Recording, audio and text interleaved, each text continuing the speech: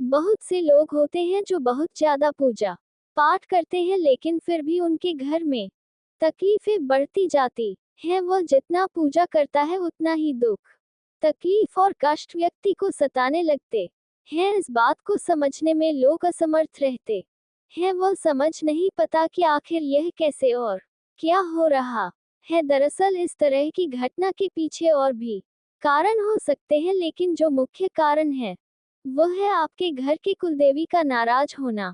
मित्रों, हिंदू धर्म को मानने वाले जितने भी लोग हैं उन सभी के घर में कुलदेवी या देवता की पूजा जरूर होती है। आज हम आप लोगों को कुलदेवी के नाराज होने के जो संकेत हैं उन सभी को बताने वाले हैं। साथ ही साथ कुलदेवी के नाराज होने से जो कष्ट आते हैं उन सभी को बताएंगे।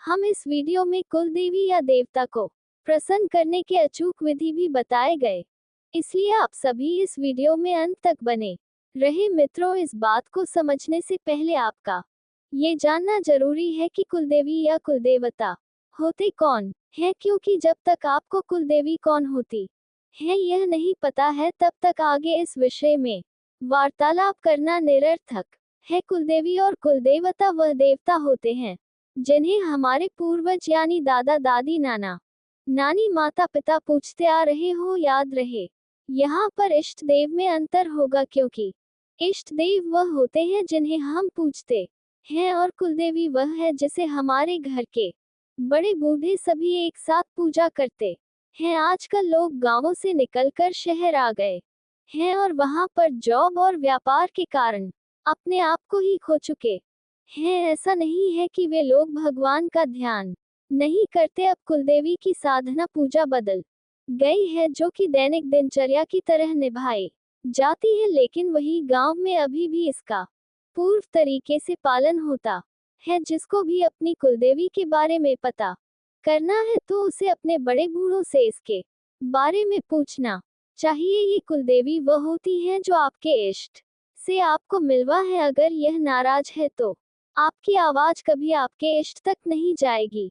इनके नाराज होने से आपके पितृ भी नाराज हो जाते हैं, क्योंकि यह इन्हें पूछते आ रहे होते हैं। यह एक कड़ी है जो आपके इष्ट से आपको जोड़ती है, इसलिए इन्हें मनाना बहुत जरूरी है। कुलदेवी आपके पूजा का फल नहीं किसी को लेने देती है और ना ही ईश्वर को आपका भोग ग्रहण करने देती। बहुत से ऐसे लोग जो कहते हैं कि बहुत पूजा पाठ कर रहा हूँ फिर भी ईश्वर नहीं सुन रहा है, खूब सारी पूजा पाठ कर ली परंतु सब कुछ अच्छा होने की जगह बिगड़ता चला जाता है। अब सबसे बड़ा सवाल यह आता है कि जब ईश्वर आपका प्रसाद नहीं ले रहा है तो आपका प्रसाद भोग कौन ले रहा है। आइए जानते हैं कि कौन ले रहा है आपकी पूजा का फल और भोग। मित्रों, जब भी घर की कुल देवी या देवता नाराज होते हैं तो आपके पूजा पाठ का आधार स्तंभ हो जाता है। ऐसे में आपकी बात आपके इष्ट तक नहीं पहुंच पाता है और नतीजा यह निकलता है कि आपकी पूजा पाठ से वह फल नहीं मिल पाता जो आप चाहते हैं, क्योंकि आपकी पूजा का फल कोई और ले रहा है और वह जो भी है नकारात्मक शक्ति है, क्योंकि उसे भोग से मतलब है और आपको दुख देने से मतलब है। अगर आप ऐसी समस्याओं का सामना कर रहे हैं तो निश्चित ही आपकी पूजा का फल कोई भूत और प्रेत ले रहा है जिसे आपने ही बुलाया है। आपने भूत प्रेत को कैसे बुलाया, आइए समझते हैं। मित्रों, सबसे पहला कारण है अपनी कुलदेवी को भूल जाना, जिससे उस घर की सुरक्षा टूट जाती है और नकारात्मक शक्तियां आपके पूजा घर में अपना स्थान बना लेता है। दूसरा कारण यह है कि उस घर में पूजा पाठ न होना, जिससे कुल देवी वहां से चल जाती है और वहां नकारात्मक शक्तियां का निवास हो जाता है। ये भी कारण हो सकता है कि पहले पूजा पाठ होती थी परंतु फिर बंद कर दी गई हो, या फिर पहले पूजा पाठ होती थी लेकिन जब परीक्षा हुई तो उसके परिणाम में ईश्वर को कोसा गया और पूजा पाठ बंद कर दी गई। तीसरा कारण यह है कि संगीत जैसे दुर्घटना नकारात्मक ऊर्जा उन्नति रुकने लगती है, पीढ़ियां अपेक्षित उन्नति नहीं कर पाती, संस्कारों का क्षय, नैतिक पतन, कलह, उपद्रव, अशांति शुरू हो जाती है। ऐसे में व्यक्ति कारण खोजने का प्रयास करता है, लेकिन कारण जल्दी नहीं पता चलता, क्योंकि व्यक्ति की ग्रह स्थितियों से इनका बहुत मतलब नहीं होता है। अतः ज्योतिष आदि से इन्हें पकड़ना मुश्किल होता है। भाग्य को कुछ कहता है और व्यक्ति के साथ कुछ और घटता है। कुल देवता या देवी हमारे वह सुरक्षा आवरण है जो किसी भी बाहरी बाधा, नकारात्मक ऊर्जा के परिवार में अथवा व्यक्ति पर प्रवेश से पहले सर्वप्रथम उससे संघर्ष करती है और उसे रोकती है। यह पारिवारिक संस्कारों और नैतिक आचरण के प्रति भी समय समय पर सचेत करते रहते हैं। यही किसी भी इष्ट को दी जाने वाली पूजा को इष्ट तक पहुंचाते हैं। कुल देवी के रुष्ट होने के विशेष लक्ष्य मित्रों, जब भी घर की कुल देवी रुष्ट होती हैं और जब साधक पर क्रोधित होती हैं तो वे कुछ संकेत भी देवी हैं। चलिए उन्हें जानते हैं। जब भी घर की कुल देवी रुष्ट होती हैं तो वंश वृद्धि में रुकावट आ जाती है। उस घर में किसी भी नई जीवन का उदय नहीं होता है। कुलदेवी जब भी किसी के ऊपर क्रोधित होती है तो उसमें कलह कलेश बहुत अधिक होने लगता है। अकारण ही उस घर के सभी लोग थोड़े थोड़े बात पर झगड़ने लगते हैं और फिर बाद में वे झगड़ कर पछताते हैं। अगर आपके परिवार के सभी लोग बहुत ही अच्छे संबंध में हैं, लेकिन अचानक ही वे सभी झगड़ा करने लगे तो ये किसी ऊपरी बाधा का संकेत है। लेकिन जब आपकी कुल देवी रुष्ट होती है तो आप जब भी नए काम को करने जा हैं तो उसमें रुकावटें उत्पन्न होने लगती हैं। जब भी आप किसी नई काम की शुरुआत करते हैं तो आपके परिवार में झगड़ा होने लगता है। आप चाहे जितना भी पैसे कमा लीजिए, फिर भी आपको पैसा की कमी सताती रहेगी। घर में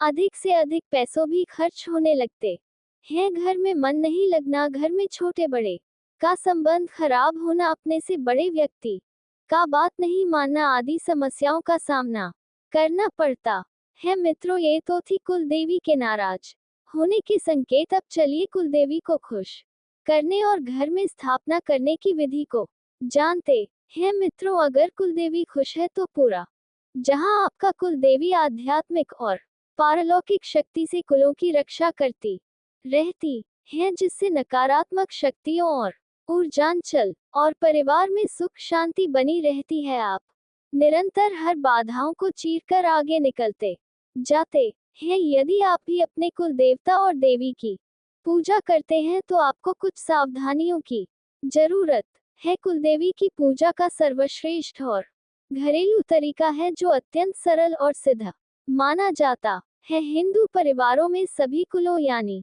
परिवारों की एक कुलदेवी या कुलदेवता माने गए हैं। ऐसे में खास मौकों पर इनकी पूजा किए जाने का विधान है। घर में संतान होने पर बच्चे को कुलदेवी कुलदेवता के दर्शन करवाए जाते हैं। इसके अलावा जब मुंडन संस्कार करवाया जाता है तब भी कुल में नए सदस्य को कुलदेवी माता के दरबार में हाजिरी लगानी होती है। वहीं कुछ लोग हर रोज कुलदेवी या कुलदेवता की पूजा करते हैं। देवी पूजा व स्थापना मित्रों, जानकारों के अनुसार कई बार देखा गया है कि कुछ लोगों को कुलदेवी की पूजा फलित नहीं हो पाती, जिसके कारण ऐसे लोग सदैव ही संकटों से घिरे रहते हैं। जानकारों के अनुसार इसका कारण मुख्य रूप से यह है कि ऐसे लोगों को कुलदेवी की पूजा के सही तरीका का ज्ञान नहीं होता। आपको जानकारी दे दे कि कुलदेवी की पूजा बिल्कुल आसान और बिना खर्चे की होती है, लेकिन इस दौरान आपको बस चंद बातों का